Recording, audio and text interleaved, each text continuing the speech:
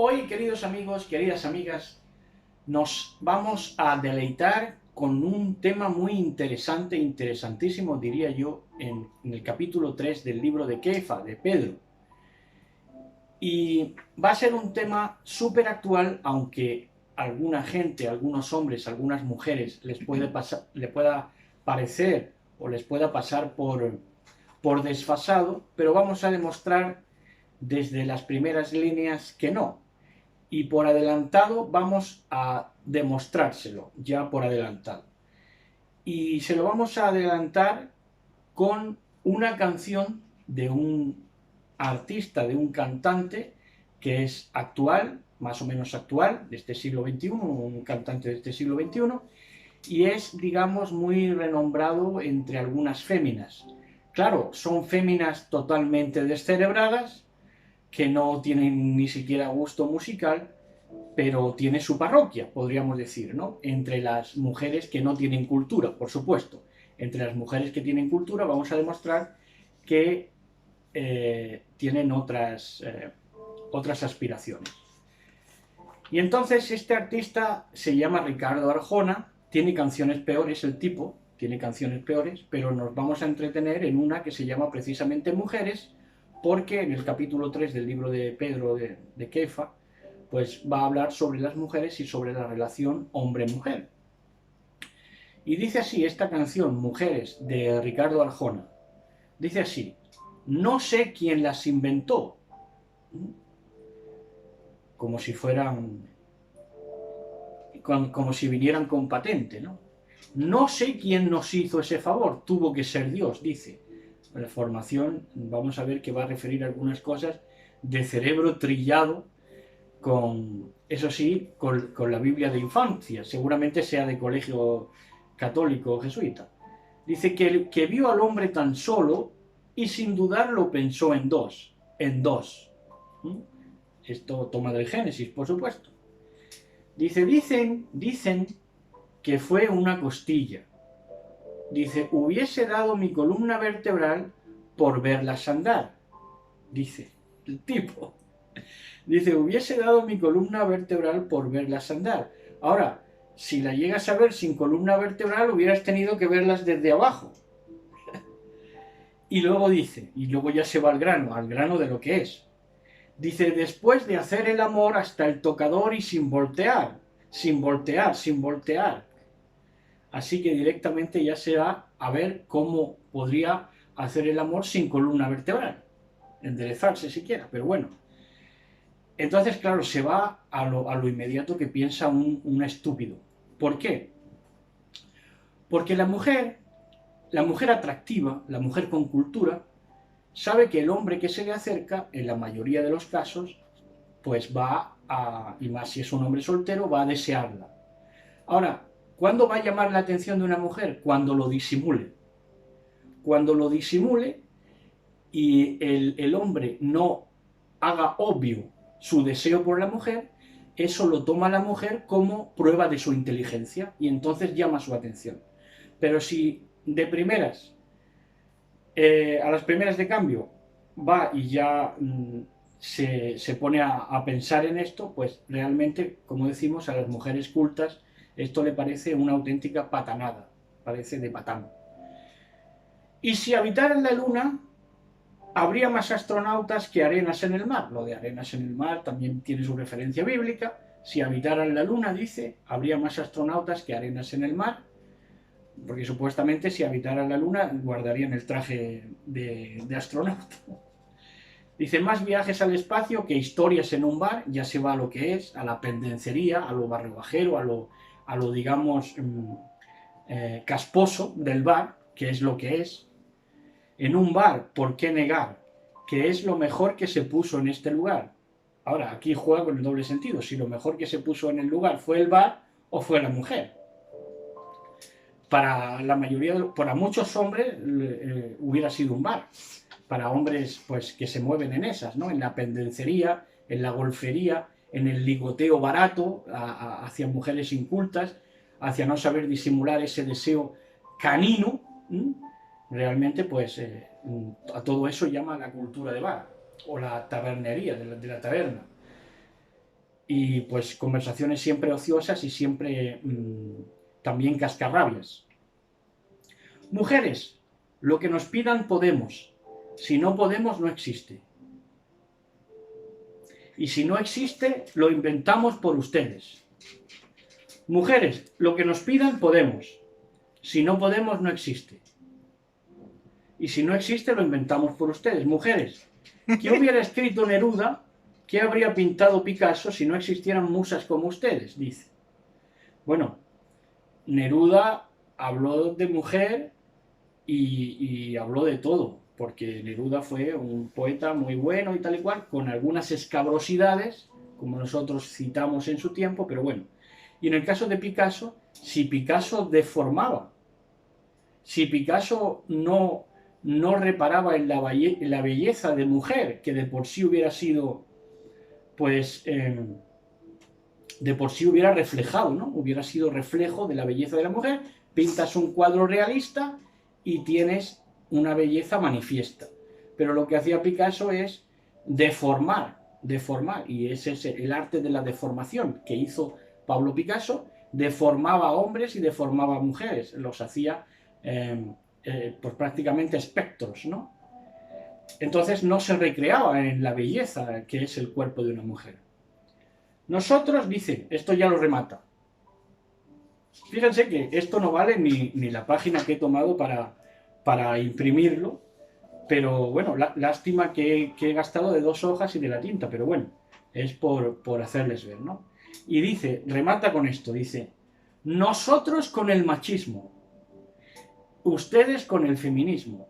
2 términos que son negativos, si se piensa bien. Pero bueno, lo del feminismo es más discutible, porque lo del feminismo, como la mujer ha estado oprimida durante siglos, bueno, es más discutible. Pero dicen nosotros, se nombra él como machista. Bueno, habla por ti, necio insensato, retrasado, habla por ti. Dice nosotros con el machismo, habla por ti. Y al final la historia termina en par, aunque unos estén machistas y otras feministas, dice, y al final la historia termina en par, porque en pareja vivimos y en pareja hay que terminar. Terminar, ahí ya trillado de la cabeza totalmente, terminar. Y si habitaran la luna, habría más astronautas que arenas en el mar, más viajes al espacio que historias en un bar, ¿por qué negar que es lo mejor que se puso en este lugar? Mujeres, que no, lo que nos pidan podemos, si no podemos no existe, y si no existe lo inventamos por ustedes. En fin, luego ya repite versos y estrofas. Lástima de 2 páginas que he gastado ahí. ¿Pero para qué? Pues para hacerles notar manifiestamente que la idea del hombre actual respecto a la mujer no es siempre moderna, sino que en la mayoría de los casos es necia e insensata.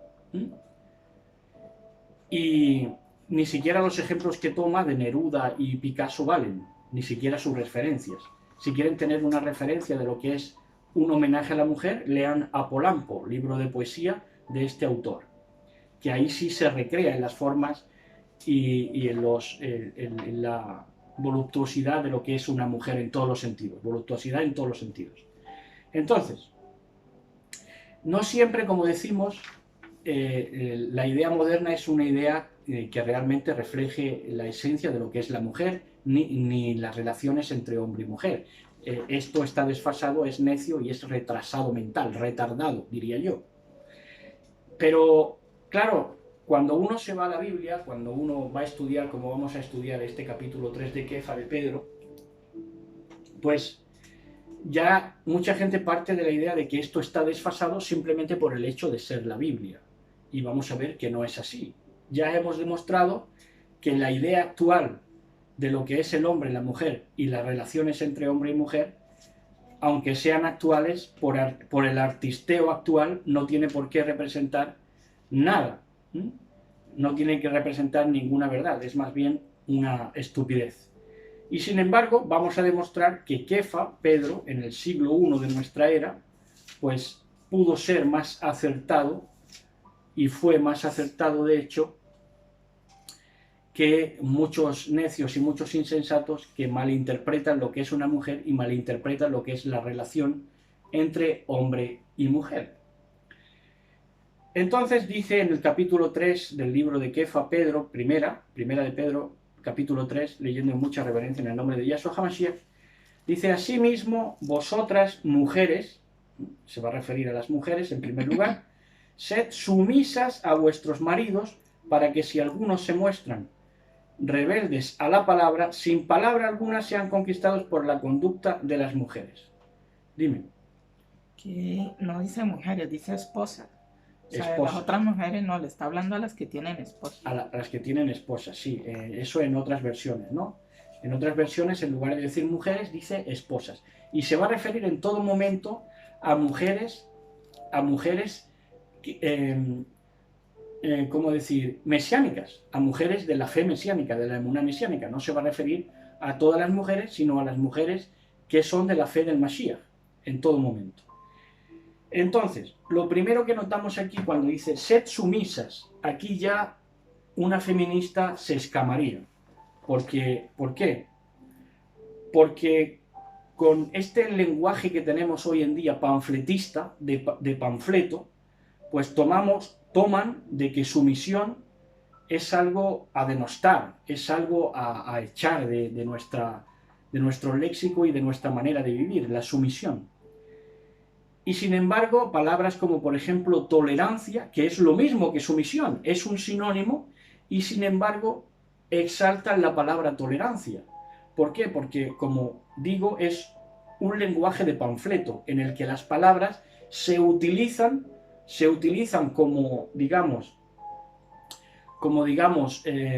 programación mental para referirse a determinadas cosas. Por ejemplo, si la sumisión, si es sumisión es mala porque más bien se va a referir a la mujer, entonces es mala la palabra sumisión, por ahí se van. Y en la tolerancia es buena porque como va a ser tolerancia hacia los homosexuales, por ejemplo, entonces tolerancia sí cobra sentido y cobra importancia de buena.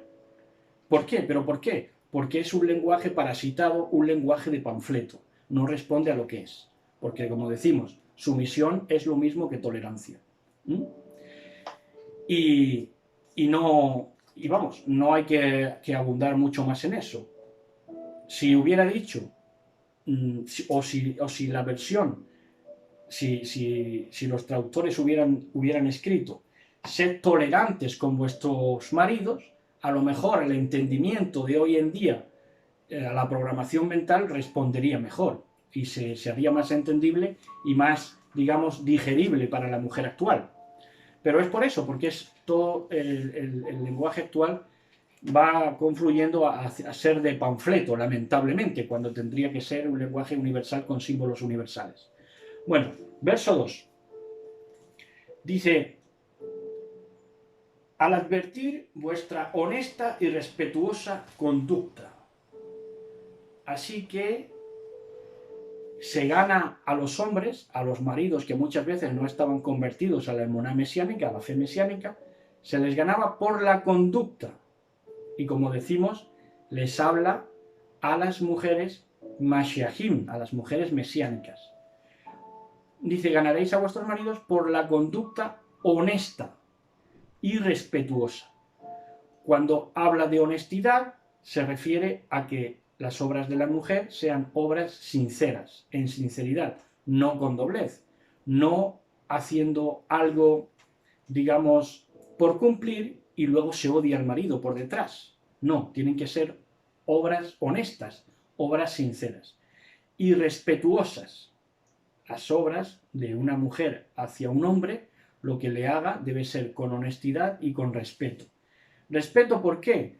Porque cuando no hay respeto en el matrimonio se denigra a la otra persona. En este caso, para que no denigre la mujer al hombre, para que no sea tenido el hombre como un calzonazos ni ningún pelele, es necesario que la mujer se muestre siempre respetuosa en público y fuera de público al marido. Para no denigrar, que se muestre respetuosa, pero ojo a esto también, porque tiene las dos vertientes. Una mujer es respetuosa con el marido cuando no lo denigra, ni tampoco lo idolatra.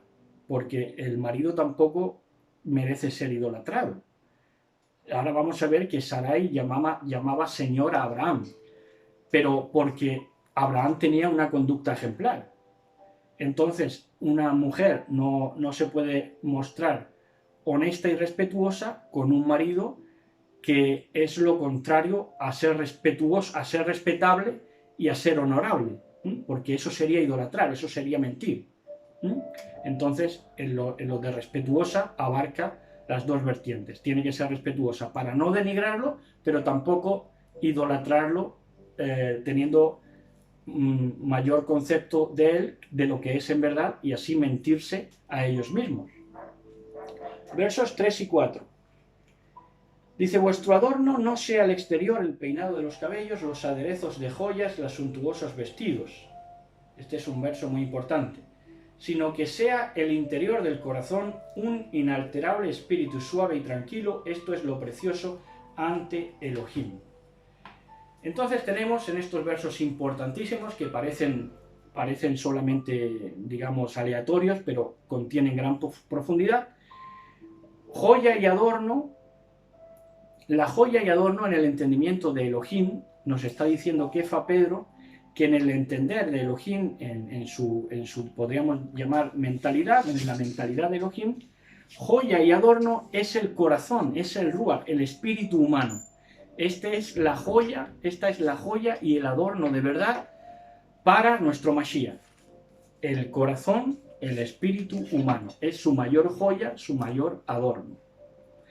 Cuando habla de suntuosos vestidos de la mujer, habla, digamos, con propiedad nuestro Mashiach, nuestro Elohim a través de Kefa, porque nuestro Elohim no escatimó en ponerle un suntuoso vestido alrededor de la tierra para que la humanidad estuviera bien. Y suntuosos vestidos viene a ser el cosmos y viene a ser los astros.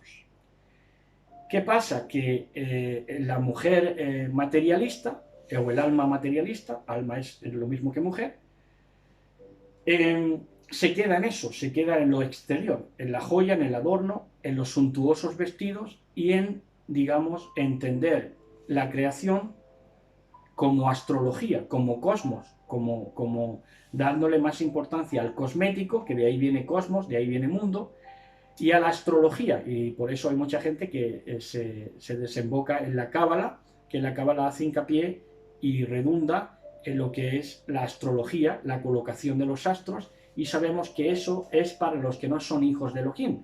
Los que somos hijos de Elohim no tenemos que reparar en eso porque no llega ni siquiera a ser importante para el Eterno, porque lo importante para el Eterno, bendito sea, como hemos dicho, es el corazón, su mayor joya y su mayor adorno es el corazón, el ruach, el espíritu humano. Ahora bien, explicamos que esos suntuosos vestidos y esas joyas y esos adornos sí los tuvo para la humanidad nuestro Mashiach, nuestro Elohim, porque no escatimó el regalárnoslo. Para su amada en potencia, la que él iba a escoger, pero la rodeó de lo mejor. Él no escatimó en esas joyas, en esos adornos y en esos suntuosos vestidos, y esto se refleja en Ezequiel 16, 1 al 16. Ezequiel 1 al 16, que es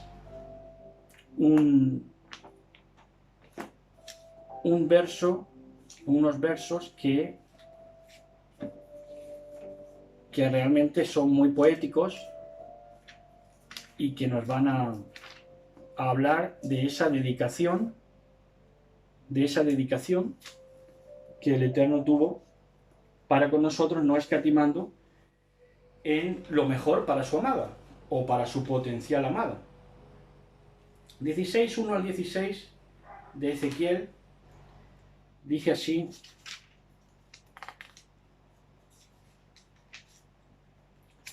dice, a ver si tendría que mojarme con saliva los dedos, pero no me gusta, para calzar mejor la... la página, ahora, aquí está. 16, 1 al 16 del libro de Ezequiel dice: la palabra de Yahweh se dirigió a mí en estos términos: hijo de hombre, o ser humano, le dice a Ezequiel, haz saber a Jerusalén sus abominaciones, dirás, así dice el patrón Yahweh a Jerusalén, por tu origen y tu nacimiento eres del país de Canaán. Tu padre era amorreo y tu padre hitita. Cuando naciste, el día en que viniste al mundo, no se te cortó el cordón, no se te lavó con agua para limpiarte, no se te frotó con sal, ni se te envolvió en pañales. Ningún ojo se apiadó de ti para brindarte alguno de estos menesteres por compasión a ti. Quedaste expuesta en pleno campo porque dabas repugnancia el día que viniste al mundo. Yo pasé junto a ti y te vi agitándote en tu sangre. Cuando habla de tu sangre es una humanidad bruta, embrutecida, derramadora de sangre, pues eso, sanguinaria, ¿no?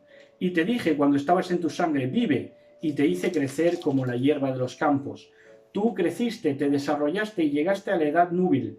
Se formaron tus senos, tu cabellera creció, pero estabas completamente desnuda. Entonces pasé yo junto a ti y te vi. Era tu tiempo, el tiempo de los amores. Extendí sobre ti el borde de mi manto y cubrí tu desnudez. Me comprometí con juramento, hice alianza contigo, oráculo del patrón Yahweh, y tú fuiste mía.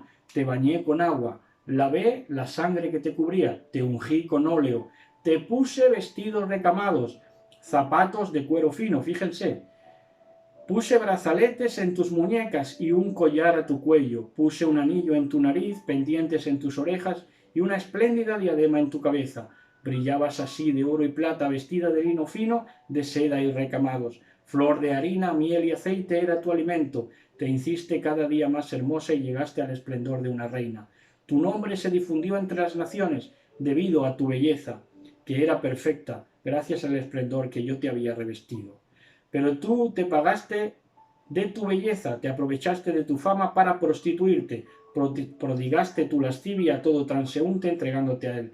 Tomaste tus vestidos para hacerte altos de ricos colores y te prostituiste en ellos. Tomaste tus joyas de oro y plata que yo te había dado y te hiciste imágenes de hombres para prostituirte ante ellas.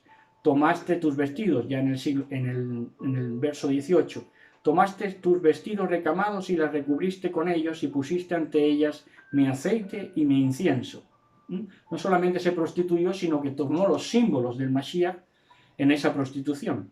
El pan que yo te había dado, la flor de harina, el aceite y la miel con que yo te alimentaba, esto es la Torá, lo presentaste ante ellas como calmante aroma.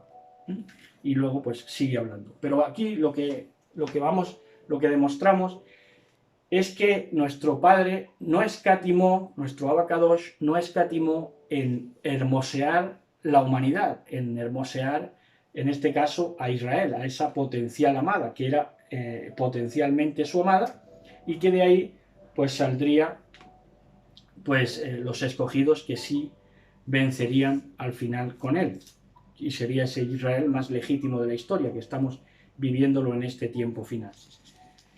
Bueno, y entonces seguimos, y dice en el verso 4 de este capítulo 3 de Kefa Pedro, dice, sino que sea el interior del corazón un inalterable espíritu suave y tranquilo. Eso ya lo hemos leído. Esto es lo precioso ante Elohim. Verso 5. Así se ataviaban en otro tiempo las mujeres apartadas que esperaban en Elohim, obedientes a sus maridos. Y ojo a esto porque la mojigata de turno, no falta mojigata que lo malinterprete. Pero cuando dice aquí que así se ataviaban en otro tiempo las mujeres, no quiere decir que se ataviaran sin joyas y sin vestidos suntuosos, sino que está hablando de que así se vestían las mujeres justas, las mujeres piadosas. Sí, significa, quiere decir, en el interior, se ataviaban en el interior, que ha hablado del corazón, que era lo precioso ante los ojos de Elohim. En el corazón, cuando dice así se refiere a eso, en el interior. ¿Cómo? Con suavidad y tranquilidad. Así se vestían las mujeres de antaño. Dice, así se ataviaban en otro tiempo las mujeres que esperaban en Elohim, obedientes a sus maridos. ¿Cómo se ataviaban o con qué? Con interior de suavidad y tranquilidad. No se refiere a vestir de mojigatas, no se refiere a que excluyeran de su vestuario todos los brazaletes y los vestidos bonitos, etc. Se refiere a vestir el interior con suavidad y tranquilidad. Porque la suavidad, vemos que un espíritu suave es un espíritu no áspero con el marido, esto es precioso ante Elohim más que el cosmos, y tranquilo, espíritu tranquilo, ese espíritu de tranquilidad de una mujer es sumamente precioso ante Elohim, porque la mujer del siglo XXI actual lo tiene todo menos la tranquilidad, es intranquila por naturaleza, es bipolar y es maníaca. Entonces lo precioso era estar tranquila para no ser áspera con su marido, porque una cosa lleva a la otra. La intranquilidad, cuando no estás tranquila, eres áspero o áspera, y conlleva eso. Entonces, mujer en Elohim, la mujer en Elohim obedece al marido. Eso es así. La mujer que está en Elohim obedece al marido, con este espíritu de suavidad y tranquilidad. Verso 6. Así Sara obedeció a Abraham y le llamó Señor o patrón. Vosotras os hacéis hijas suyas cuando practicáis el bien y no tenéis miedo alguno. Fíjense qué rico. Así que, cuando se es hijas o hija de una matriarca, de Sarai, de Raquel, ¿cuándo? Cuando tu apellido acaba en Z, no. Se es hija de las matriarcas practicando el bien y no teniendo miedo. Esto es muy importante. No teniendo miedo. Esto es una característica de una hija de las mujeres de los patriarcas, de una hija de Sarai. No tener miedo, una característica fundamental. ¿Por qué? Porque cuando no se tiene miedo es cuando existe la liberación. Se habla mucho desde el feminismo de la liberación de la mujer. La liberación de la mujer se da o solamente se puede dar cuando no se tenga miedo, cuando la mujer no tenga miedo. Pero vemos que en el siglo XXI la mujer tiene miedo, principalmente cuando está con un hombre, principalmente a perder la reputación. Y por eso muchas veces no se manifiesta en contra del marido y muchas veces aguanta ahí con el marido. Muchas veces lo hace por no perder su reputación. Entonces vive con miedo, eso es vivir con miedo. Y también, por supuesto, tiene miedo cuando hay maltrato. Esto se da más porque hay más clase media-baja que clase alta. La clase alta se maneja más con miedo a perder la reputación y la clase media-baja se mueve más en cuanto a tener miedo al maltrato del patán de turno. Entonces en el verso 7 dice: de la misma manera vosotros, maridos, compartid con toda comprensión vuestra vida con la mujer como un ser más débil. Honradlas como coherederas de la gracia de la vida, para que así podáis orar sin impedimento. Dice débil físicamente. Débil físicamente, exactamente.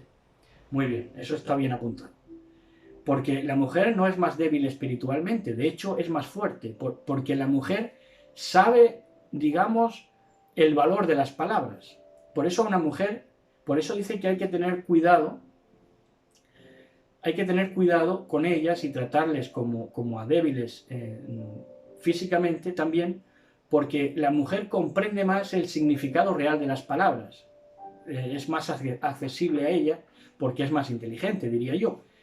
Entonces, por eso se le debe tener más cuidado con ellas, porque el hombre uno a otro se dice idiota y se queda entre amigos, pero la mujer sabe de verdad el calado de las palabras. Entonces dice, compartir con toda comprensión. ¿Qué es que el hombre comparta con toda comprensión con la mujer? Pues simplemente es conversar. Compartir con toda comprensión es conversar. ¿Conversar cómo? Como hemos dicho antes, con cuidado de no hacerles daño. Pero un hombre debe ser conversador. Por eso hemos de compartir con toda comprensión. Un hombre que no hable es realmente pues muy difícil de llevar para una mujer, porque a una mujer le brotan las palabras, porque es un ser vital. Y el hombre, pues muchas veces se oscurece de tal modo que ni siquiera conversa, y eso es muy duro para una mujer. Hemos de conversar, compartir con toda comprensión, con cuidado de no hacerles daño. Y honrarlas. ¿Cómo se honra a una mujer? Pues hay culturas o tradiciones patriarcales sin hombría, tradiciones patriarcales que en el fondo, si lo examinas de verdad, no tienen hombría, porque hablan de la honra de la mujer antes de tomarlas. Si una mujer es virgen, tiene honra. Si no es virgen, ya no tiene honra. Entonces reparan en la honra de la mujer antes de tomarla. Pero si realmente tuvieran hombría, en lo que repararían es en honrar a la mujer después de tomarla. Y a una mujer se la honra en todo tiempo, y a una mujer se le tiene que dar la importancia, sea que la mujer trabaje como ama de casa, trabaje donde trabaje, se le debe honrar. ¿Por qué? Porque lo merece, y esa honra la debe de recibir cuando ya se la ha tomado, que para eso se ha dado a ti, amigo, para que tú la valores y para que tú la honres, y sepas lo que es lo placentero y lo grande que es delante de Elohim el tomar a una mujer.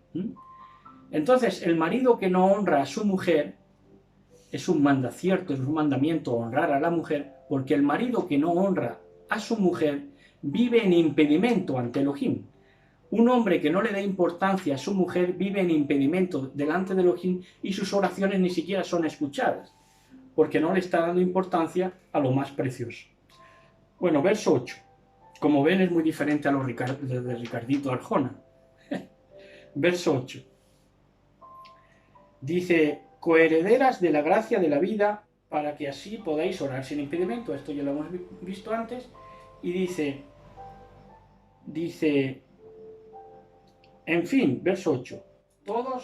Sed todos de un mismo sentir, compartid alegrías y tristezas, cultivad el amor fraterno, sed misericordiosos, humildes. Un mismo sentir. Esto se habla mucho, se cacarea desde los atriles. Tenemos que ser todos de un mismo sentir. Pero esto está hablando aquí del matrimonio, de la relación conyugal. Cuando se es del mismo sentir. Y por extensión, por supuesto, del Mashiach con su amada. Pero cuando se es de un mismo sentir, cuando se comparten alegrías y tristezas, nos dice el verso. Y es que hay hombres o hay mujeres que solo quieren escuchar el lado bueno de las cosas. Y por eso muchas veces no se puede estar en un mismo sentir ni con tu propia familia, porque la familia quiere oírte solamente las alegrías, en las bromas, en la verbenada, en la musiquita, pues eso, en las alegrías solamente, ¿no? Y no, un matrimonio no se puede basar de esa manera, es diferente. Un matrimonio se tiene que basar en compartir alegrías y tristezas también. Y cuando se pueden compartir alegrías y tristezas, entonces realmente somos libres. Porque si somos libres para expresar alegrías y también tristezas, vivimos en libertad. Si no puedes expresar a una persona tu tristeza, realmente no te dejas ser libre con ella. Y es un vivir a medio gas, podríamos decir, y te impide mucho, ¿no? Porque si te pasas juntándote mucho con personas que no puedes ser libres para expresarles lo que quieras, alegrías y tristezas, pues realmente estás perdiendo tu propio tiempo, tu propia vida. Y por eso dice que seamos misericordiosos y humildes, porque la gente que sí se cuenta las alegrías tanto como las tristezas son gente misericordiosa y humilde, porque comparte contigo en todo, y no para llevar el chisme, sino porque realmente quiere que cuentes con ella. Y esa gente se mueve en la misericordia y en la humildad, que también las hay, también hay gente. Versos 9 y 10. No devolváis mal por mal, ni insulto por insulto, sino al contrario bendecid, porque para esto habéis sido llamados, para ser herederos de la bendición. Pues, 2 puntos. Aquel a quien le guste la vida y ver días buenos, guarde su lengua de lo malo y sus labios de palabras engañosas. Entonces, el pagar insulto por insulto y pagar mal por mal es lo natural, es del hombre exterior. Ahí no hay que andar mucho, cualquiera lo hace. cualquiera paga mal por mal e insulto por insulto. Es lo que antes te brota. Pero eso es conforme al hombre exterior, no como al hombre interior renovado, que es la principal joya y el principal adorno que Elohim ha creado, el corazón humano, el corazón que es precioso ante sus ojos. Y cuando realmente vemos días buenos, y cuando se nos dan días buenos, es cuando guardamos la lengua del mal y del engaño, porque el mal viene con el engaño. Ahí es cuando vemos días buenos, días apacibles, aún en un mundo hostil. Versos 11 y 12. Dice, apártese del mal y practique el bien, busque la paz y vaya tras ella, porque los ojos del patrón están sobre los justos y sus oídos atentos a su clamor, pero el patrón, el Señor, se enfrenta con los que hacen el mal. Esto lo lee la mayoría de personas y lo lee del revés. Lo lee diciendo, porque los ojos del Señor están sobre los injustos y sus oídos atentos a su clamor, pero el Señor se enfrenta a los que hacen el bien. Esto lo comprenden así. Las gentes que leen estos versos lo captan así, ¿no? Pero los ojos del patrón y los oídos están atentos a los justos, no a los injustos. Y Elohim enfrenta a los injustos, no a los que hacen el bien. Y esto es así. Ahora, verso 13 dice, ¿y quién? Ahora ya empieza a profundizar Kefa, Pedro, conforme a la profundidad de su mente cultivada en Elohim, dice, ¿y quién os podrá hacer daño si os dedicáis al bien? ¿Por qué? Porque aun en las personas del mundo, pocos son los que pagan mal por bien. Si le haces a un bien a alguien, generalmente te va a pagar con otro bien. Entonces, por eso aconseja, va el consejo implícito de que ¿quién os podrá hacer daño si os dedicáis al bien? Si no le haces mal a nadie, no te van a hacer mal, o el mal que te hagan será ínfimo. Dice, pero luego andando más, dice, verso 14, 15, 16 y 17. Dice, aun en el caso de que tuvierais que padecer por la justicia, dichosos vosotros, no temáis sus amenazas ni tembléis. Aquí se refiere a potestades, no a hombres, se refiere más bien a potestades de las tinieblas. Dice, antes bien, en vuestro corazón tened por apartado al patrón, a Mashiach, siempre dispuestos a responder a cualquiera que os pida razón de vuestra esperanza, pero con modales amables y respetuosos. Tened la conciencia limpia y así los que difaman vuestra buena conducta en Mashiach quedarán confundidos por hablar mal de vosotros, pues mejor es padecer por hacer el bien, si así lo quiere la voluntad de Elohim, que padecer por hacer el mal. Entonces aquí tenemos unos versos realmente prístinos, unos versos con mucha or, con mucha luz. Padecer por la justicia es una dicha. Padecer por la justicia es una dicha. Tú sí sabes bien de eso. Y ese padecer por la justicia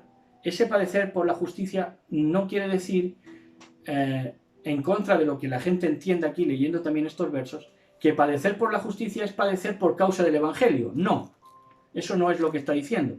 Padecer por la justicia muchas veces es por las situaciones, padecer por las situaciones, que tus situaciones estás padeciendo por la justicia. En tus situaciones, en tus pormenores de tu vida, pero estás padeciendo por la justicia. No quiere decir necesariamente que sea padecer por la causa del Evangelio o por la causa de la palabra, sino que la causa de la palabra engloba también tus situaciones particulares. Entonces dice, quien nos pida razón, quien nos demande razón, pues tenemos que dársela. Razón de nuestra conversión, de nuestra emuná, de nuestra fe. Entonces dice, quien nos pida razón. Pero no tenemos que dar ninguna razón a quien no nos pide razón, porque la mayoría de las personas no te piden razón, lo que te piden son señales y emociones. Y así funcionan las masas. Hoy en día no se pide razón de por qué esto, por qué lo otro, por qué Elohim obró así, por qué hay que hacer esto, por qué hay que abstenerse de lo otro. Eso es pedir razón. Pero hoy en día, ¿por qué hay tanto ateísmo y tanto evangelio malentendido? porque no se pide razón, lo que se piden son señales, la generación impía demanda señal, que decía nuestro Mashiach, y reparan solamente en las emociones que no comportan una razón, un raciocinio. Y dice que mantengamos una conciencia limpia. ¿Por qué? Porque una conciencia limpia se basa en una trayectoria intachable. Cuando tú tienes una conciencia limpia es porque el discurrir de tu vida, tu trayectoria en tu vida es una trayectoria intachable que nadie puede acusar. Si se paran, si razonaran. Lo que pasa que no demandan razón. Por eso no lo ven. Pero si se pararan, verían una trayectoria intachable, por eso, y en eso se basa una conciencia limpia. Y esto, la conciencia limpia y la trayectoria intachable de que no te pueden acusar de nada haciendo repaso a tu trayectoria vital, esto confunde a los impíos, que es lo que dice el verso. Esto confunde a los impíos, realmente. Ahora, cuando alcanza, yo diría, una profundidad extraordinaria, estos versos, es cuando dice en el verso 17, dice, pues mejor es padecer por hacer el bien, si así lo quiere la voluntad de Elohim, que padecer por hacer el mal. ¿Por qué? Porque padecemos todos, los que hacemos el bien y los que hacemos el mal. Pero por supuesto que siempre va a ser mejor padecer por hacer el bien que padecer por hacer el mal. A todos nos toca padecer, pero padecer por hacer el bien tiene una grata recompensa. Verso 18. Verso 18 dice, porque también Mashiach murió de una vez para siempre por los pecados, el justo por los injustos, para llevaros al Elohim, entregado a la muerte según la carne, fue vivificado según el Ruach, el Espíritu.